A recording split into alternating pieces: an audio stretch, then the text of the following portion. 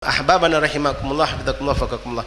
Ini yang kita bahas barusan, yaitu ilmu fikih dengan kacamata ahli fikih. Nah, ilmu ini ikhwan di ahli tarbiyah menjadi suatu ilmu fikih dengan kacamata ahli tasawuf beda. Ahli tasawuf membedakan hukumnya dengan cara pandang tafsir mereka terhadap hukum fikih ini.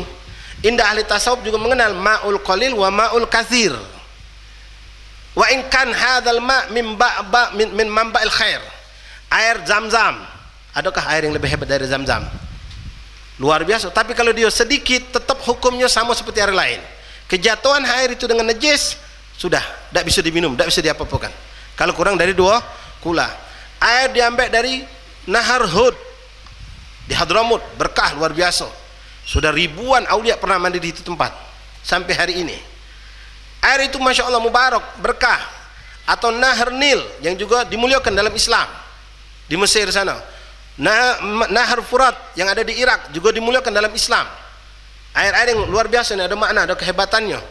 Kalau dia kurang dari 2 kula, tetap hukumnya dia ma'ul qalil. Nah, ini ikhwan rahimakumullah, ahli tarbiyah, ahli tasawuf mengingatkan kita dari makna hukum ini luar biasa. Kulluna ikhwan rahimakumullah, termasuk saya ini yang ujung ustaz katakanlah, ya, ataupun siapalah kita, mungkin di sini ada yang hafid Quran lah antum, ya. Kita ni bukan wong besar, kita ni wong yang kecil, masih gampang untuk berubah-ubah. Kondisi kita ni seperti ma'ul qalil.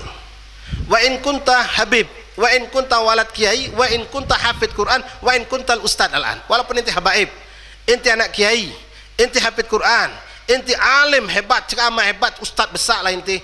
Tak, wallah kita ma'ul qalil. Ma'ul qalil. Kalau kita tidak jaga ma'ul qalil ini dengan benar-benar anak kami apal Quran je, yo bagus, tapi ma'ul qalil. Kejatuhan benda suci baik, ma'ul qalil, walaupun ma'ul Zam-Zam, kejatuhan kecap sudah ada sebut orang lagi ma'ul Zam-Zam. Banyu kecap ujung. Benda suci yang masuk. Walaupun itu tadi kemasukan gula, ma'ul sukar, ini air gula bukan air Zam-Zam kata orang. Walaupun sumbernya orang tahu itu ada Zam-Zam, dia tidak lagi dikejar wong, tidak lagi dimuliakan wong, di mata Allah pun sama. Air itu ketika masih suci, mensucikan, mulia hebat. Dia suci, bisa mensucikan wong. Dia alim, dia hafid Quran, dia habib, dia anak kiai misal, dia bisa merubah orang menjadi orang baik. Tapi kalau tidak dijaga, dia bakal tidak ada manfaat. Balik dari pesantren, lepas ke baik anak kita, bergaul sama budak yang tidak ada suci, budak mensucikan. Budak itu cuma suci tapi tidak mensucikan. Ahlil ghaflah misal, bukan ahli maksiat, ahlil ghaflah lahu. Anak kita biarkan nama dia main game, walaupun tak berdosa je kita. Bergaul sana, bergaul sini. Yang biasanya Masya Allah di pesantren, maca wirid, maca Quran, gobli abad dia lepas kalau. Kenapa? Masuk ke dalamnya suatu yang katakanlah bukan najis. Bukan bergaul sama budak narkoba, bukan bergaul sama budak pemabok, bukan penzina, bukan penjudi, tapi budak yang hobi lalai, cagak sono cogok sini, main HP, main game, begadang katik keruan. Anak kita biarkan yang suci mensucikan, kena ini benda suci juga katakanlah, derajat anak kita bisa turun. Suci tidak lagi mensucikan, suci tidak lagi mensucikan, kebaikan dia bakal hilang banyak. Dia pun akan terpengaruh untuk tidak lagi salat berjamaah di masjid, tidak lagi dia salat qobliyah ba'diyah, tak lagi dia baca wirid, tak lagi dia, cuma dia masih selamat. Tapi kalau sampai tak dijaga benar ma'ul qalil ini, jangankan ma'ul qalil, ma'ul itu yang kathir pun harus jaga-jaga, jangan sampai kena pengaruh najis. Nah, najis ini apa? Kalau masuk sampai bergaul dengan orang yang akidahnya rusak, bergaul sama orang yang maaf ahli maksiat, kita biarkan masuk anak kita setetes baik ikhwan, setetes baik dia kena maksiat itu rusak sudah. Al-Qurannya bisa hilang berkah. Pintarlah dia ceramah, tak kata inilah di sisi Allah. Mugalah dia habib, kalau sudah mabuk tetap buruk di mata Allah. Hati-hati kalau sampai itu najis masuk. Nah, kalau kita ngasuh diri kita ini sudah tak lagi suci mensucikan, maka mana cara biar kita ini selamat? Dekati lautan, nyebur kau ke lautan, nyebur kau ke sungai yang begitu luas. Itulah masyayikhuna, itulah ulama kita yang kibar ulama, kibar masyayikh. Datangi guru kita, datangi mereka para solehin, duduk lagi depan mereka, biar kita dapat siraman lagi, pandangan lagi dari mereka, bermusafahah dengan mereka, dengar lagi nasihat dari mereka. Seakan-akan kita ni ma'un najasah barangkali, yang selama berpisah sama guru, pisah dari pondok tadi, kita banyak bergaul dengan hal-hal yang melalaikan, bahkan melakukan dosa maksiat, cepatlah balik ke anak kita ke pesantren. Suruh dia duduk lagi sama gurunya, berkhidmat sama gurunya, biar dia seakan-akan masuk ke dalam lautan.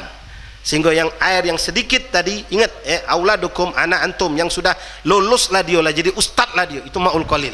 Dak kamu jaga, rusak dia. Derajatnya dak lagi suci mensucikan, dia dak ada manfaat lagi buat umat nanti. Bahkan dia duit rusak. Kalau sampai dak dijaga lagi, kejatuhan najis, sudah jadi sampah masyarakat, naudzubillah, terbuang. Kalau sudah kenal dengan kemaksiatan, jadi nak dijaga. Nah, kalau kita melihat seperti itu, baliklah kita sudah, air kita ini sudah keruh, sudah berwarna.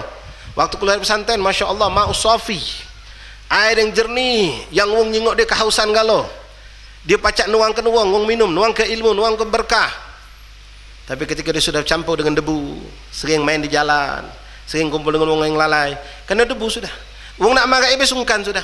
Ustaz itu 15 tahun dia mondok, ngapa? Tingkah lakunya sudah tak nyaman lagi, tidak seperti waktu dia baru balik dari pesantren. Tapi itu hafid Quran, mugolah hafid Quran itu juga lah, main jamaah dah, sunnah Nabi dah dikerjakannya, gawe dia pakai HP, tidak ada lagi memutuskan, tidak manfaat dia, tidak dijago, sudah najis bakal masuk, naudzubillah. Jadi mak yang sudah tidak lagi manfaat lah untuk keluarga, untuk dia tidak kata manfaat, dibuang, naudzubillah. Nah caranya dijago harus, ikhwan, memang kulluna ma'ul qalil. Nah kalisa kama masyayikhna, masyayikhna habaibuna, masyaallah, kiai-kiai kita yang hebat-hebat itu kalbahar. Jangankan setetes najis masuk ke mereka, sesendok, seember, 10 bangkai sapi lain tiuntal ke sungai Musi, tetap air sungai Musi suci mensucikan. Mereka para solihin, mereka para aulia. Kita ini masih ma'ul qalil. Jadi nak jaga-jaga, dekat sekitarnya, anak sudah alim, anak sudah mondok sekian tahun, anak sudah dihadromun, anak sudah hafil Quran. Berapa banyak orang yang sudah, bahkan dia sudah bertahun-tahun terjun dalam dakwah pun masih tergelincir. Karena itu seperti air yang sedikit. Jangan sampai kejahatan benda najis walaupun setetes, ataupun lebih dari itu kita pun harus jaga.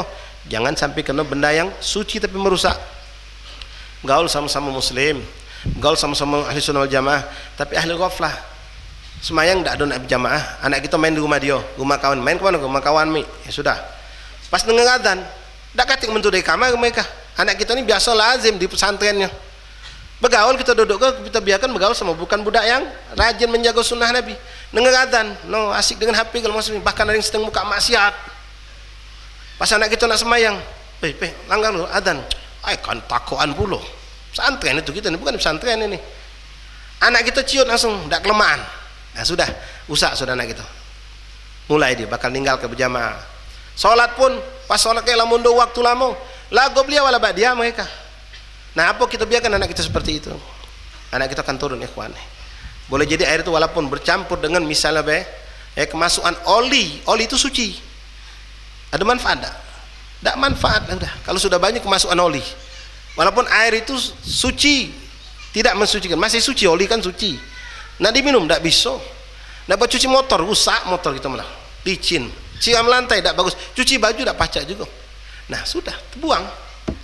Walaupun akidahnya masih selamat, tapi kalau sudah terlalu bergaul dengan orang yang tidak ada perhatian dengan sunnah Rasulullah, membiarkan dirinya dengan barang syubhat, apalagi kalau anak kita biarkan bergaul dengan wong yang haram, itu gawe dia makan minum haram, anak kita bakal rusak juga, ikhwan. Jadi inilah yang digambarkan oleh salaf, ya kita ini seperti ma'ul qalil wa ma'ul katsir. Nah kalau kita lagi lemah, lagi mustakmal, istilahnya lagi ma'ul mustakmal itu akan selamat lagi air yang mustakmal itu kalau kita masukkan kepada air yang banyak. Nyari habaib aulia kiai yang solehin, sebenarnya Palembang wallah banyak, cuma kita ini kurang pandai berhusnudzon. Cuma kita mana ayo ustaz itu biasa baik. Ada orang punya keajaiban, bahkan seperti almarhum Muhammad bin Husain Misyar yang kemarin, Bang Weng. Wong tu apa? Tobib. Pada mereka itu punya karamah azim, ya ikhwan. Pacak nyingok yang pacak kita jingok. Pacak nyingok benda yang jauh di kuku wong. Muhammad tu nyingok di kuku. Nah, barang kamu ni ada di sana tempatnya. Mana pacak kita dapat? Kalau bukan yang suci dibersihkan Allah, tidak dapat macam itu. Beda dukun, naudzubillah min dzalik. Beliau pacak tahu, bahkan ada seorang habaib yang masih hidup sana ini, kalau ente kehilangan barang, ente ngomong sama dia, kami ini lupa di mana lah barang tu. Ya sudah, kamu nah di rumah kamu tu jadi ya dia telepon baik. Nah di belakang itu ada bilik. Ya ada, Ustaz, ada balik. Nah kamu masuk. Nah ada gobok duit kok, gobok yang sebelah kanan. Pecah pakai CCTV dari rumah dia kan, gobok sebelah kanan, buka. Nah di situ ada kitab 4 iko. Bener nian. Wallahi, Palembang ada itu. Ada Palembang masih hidup. Cuma dia anggap apa? Tobe. Dia anggap cuma ngobati. Nah di kitab itulah surat kamu tuh. Kitab yang belakang, di situ surat kamu. Muka ada nian, subhanallah. Cuma dipandang tobe. Banyak orang soleh di Palembang nih, wallahi ikhwan. Banyak. Ya, banyak. Nah kalau kita dalam keadaan seperti ini, maka ilmu mereka, dekati mereka, kita ma'ul qalil tadi biar dapat selamat. Kalau memang tidak bisa husnul mereka, magam aulia wallah banyak Palembang, datangi magam-magam solehin. Wallahu alam bis. Insyaallah minggu depan kita lanjut lagi pembahasannya dari kitab Fathul Ilani. Wallahu alam bis.